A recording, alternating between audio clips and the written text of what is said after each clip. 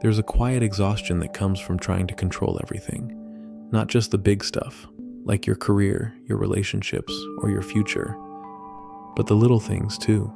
How people see you, how fast you're healing, how aligned you feel by the end of the day. You think you're just being responsible, but what you're really doing, without even realizing, is white-knuckling your way through life, one thought, one emotion, one decision at a time. And it's draining you, because here's the truth: you were never meant to carry all of this. You were never supposed to control it all. That pressure you feel, that tightness in your chest every time things feel uncertain, that's not you being weak. That's you gripping the wheel of something you were only ever meant to ride. And the more you try to steer it, the more lost you feel. But here's the paradox. The more you tighten your grip on life, the more it slips through your fingers. The more you try to force calm, the more anxious you become. You try to plan everything, overanalyze every outcome, rehearse every scenario in your head like some invisible performance, hoping that if you just do it all perfectly, nothing will go wrong. But that's not peace. That's fear, wearing a responsible face. You think you're being prepared, but really, you're bracing against uncertainty, against discomfort, against chaos. You've convinced yourself that if you don't stay on top of everything, it will all fall apart. But that belief, that's the actual weight. That's what's keeping you tired. That's why you feel like no matter how much effort you put in, nothing fully clicks. You've been chasing stability by doing what actually creates instability: control. And it's not your fault.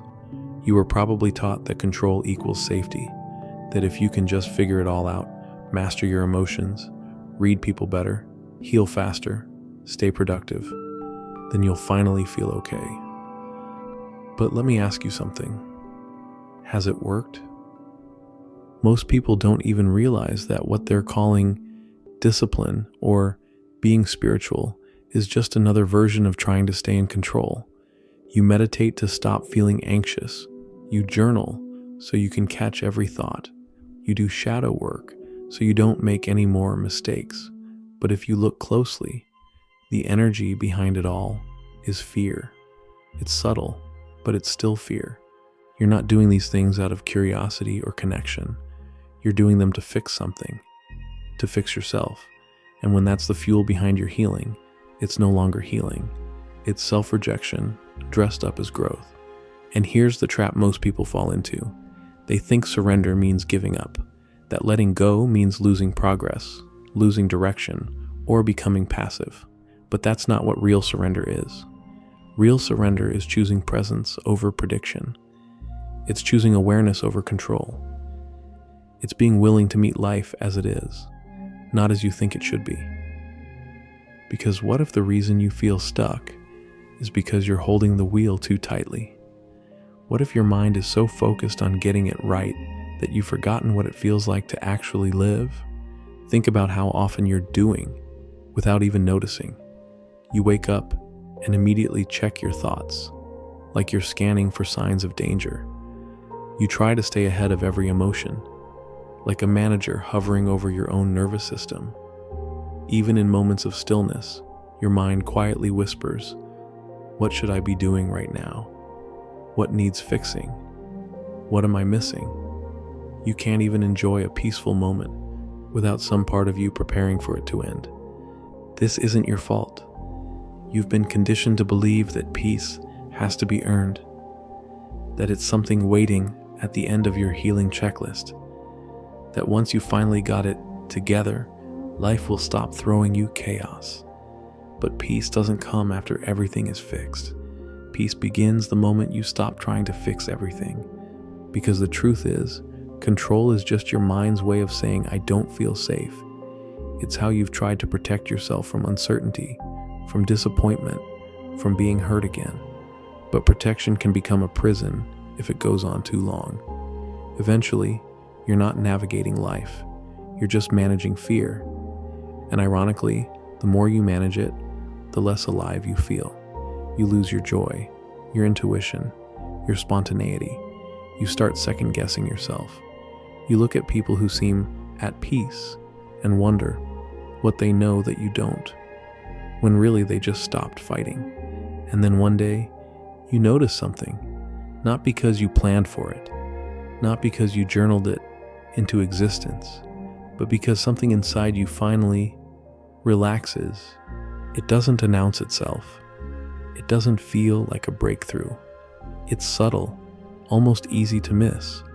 You're in the middle of a moment that would have normally triggered you, but you don't clench. You don't rehearse your response. You don't scramble to regain control. You just let the moment pass and realize nothing broke. And you start to feel it, that maybe the danger you've been preparing for all this time was never really there. That maybe all the control, the tension, the mental rehearsals weren't protecting you. They were blocking you from experiencing life as it is, not as your fear wanted it to be. Because when you stop trying to manage every second, you begin to feel the moment again. You notice your breath. You hear the quiet. You feel the presence in your own body, not just as a concept, but as something that's finally allowed to be here. And in that space, something opens. Your mind softens. Your nervous system loosens its grip. You stop asking if you're doing enough, and you just do what feels real. You stop waiting to be ready, and you just begin. Not because you're perfect, but because you're finally not trying to be. This is the shift no one talks about. The one that doesn't come with fireworks. The one that feels like an exhale you didn't know you were holding. A quiet moment where you feel, not just think, that you don't have to hold it all anymore. And as that grip begins to loosen, something else starts to change. Your relationship with uncertainty. You stop needing to know where everything is going. You stop needing every decision to be the right one. You stop needing to map out every conversation in advance, or rehearse how you'll explain your feelings, or prepare for the moment everything might fall apart. You stop living life 5 steps ahead, because now you're actually in the step you're on. And the craziest part is, it's not that life becomes easier. It's that you stop making it harder than it needs to be. You're no longer stacking fear on top of every quiet moment. You're no longer turning discomfort into a personal failure. You're no longer making stillness feel like a threat. You begin to realize that control never really gave you peace. It just gave you something to do when you were afraid of what might happen if you let go. And in its place, something softer starts to emerge. A slower pace, a clearer mind, a kind of calm that doesn't feel dramatic. It just feels honest, undeniably yours. You laugh a little easier.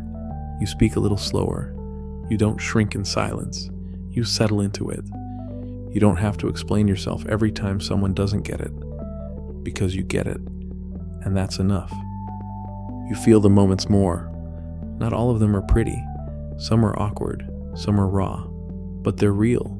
And for the first time, that's better than perfect. Because when you stop trying to master life, you finally let it meet you.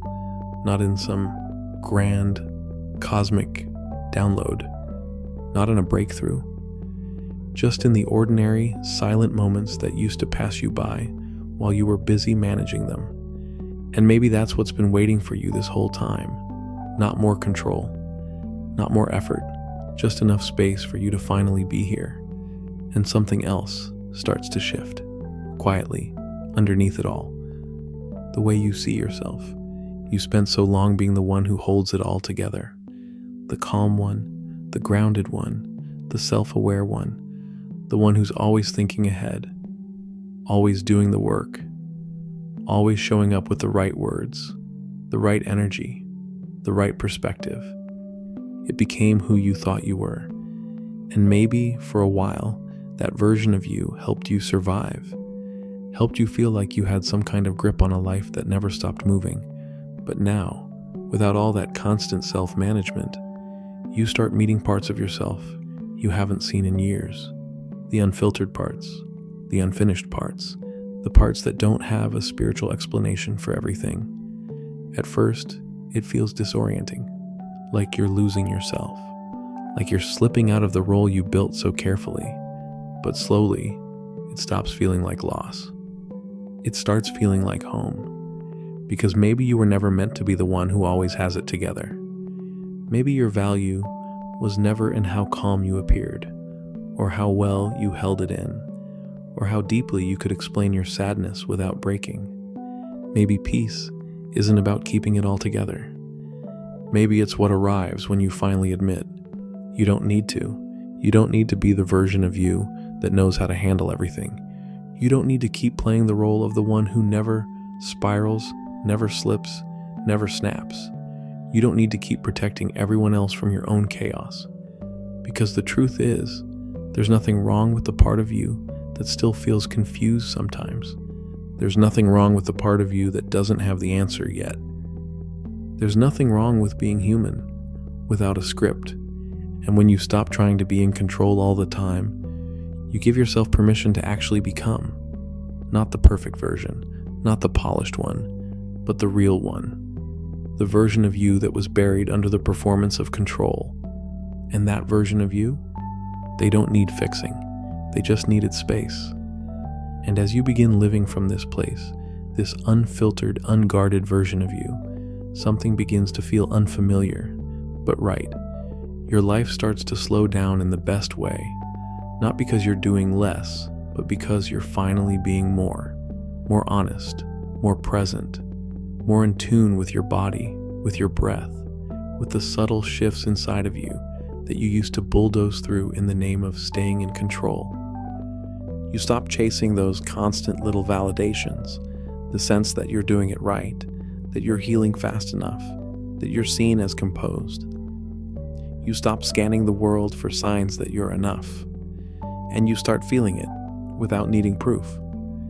Even your nervous system responds, not with grand gestures, but in small, sacred ways. Your jaw stays soft in conversations.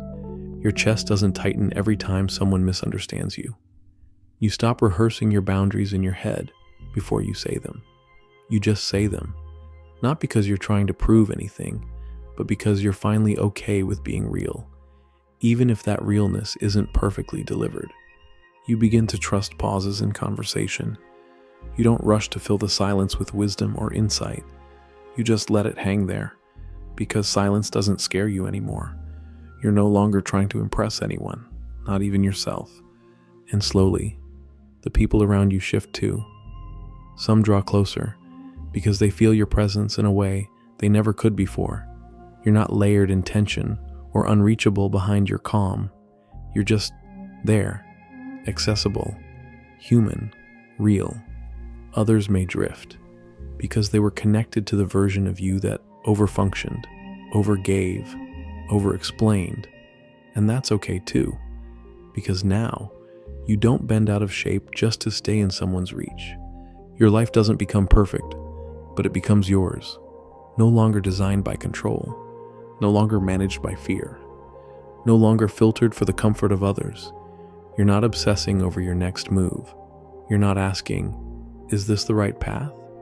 Every few steps, you're just walking, feeling, trusting, not because you know what's coming, but because you've finally stopped needing to. And maybe this was never about fixing yourself. Maybe it was never about becoming the most healed, most grounded, most enlightened version of who you thought you had to be. Maybe it's always been about this, about the moment you stop trying so hard to manage life, and you finally let yourself live it. Because when you've spent years trying to control everything, your emotions, your reactions, your energy, your timing, there comes a point where your grip starts hurting more than whatever it was trying to hold on to. And the moment you stop, really stop, you realize you don't even miss the control. You just miss you, the version of you underneath all the managing, the version of you that laughs without checking how it sounds, that feels something without needing to label it, that exists without constantly calculating whether you're doing it right. This is the part no one talks about. That peace isn't dramatic. It doesn't arrive like a breakthrough. It's quiet, it's slow. It shows up when you stop performing, when you stop filtering, when you stop bracing against the very life you say you want to feel more of. You don't need to keep being the strong one. You don't need to keep carrying the weight of everyone's expectations, including your own. You're allowed to stop. You're allowed to soften. You're allowed to be here, as you are, without fixing or controlling any of it. So if this video felt like an exhale, even a small one, if it reached a part of you that doesn't usually get touched by words, then leave a comment with the word soften. No explanation, no backstory, just that one word. Let it be your quiet agreement with yourself that you're ready to stop gripping, even if it's just for a little while. And if you want more of this, more calm, more honesty, more reminders that you don't have to carry everything by yourself, then subscribe. Not because you need more content, but because sometimes you need a space that meets you where you are, without asking you to change first. That's what I'm building here, and I'd love for you to be part of it.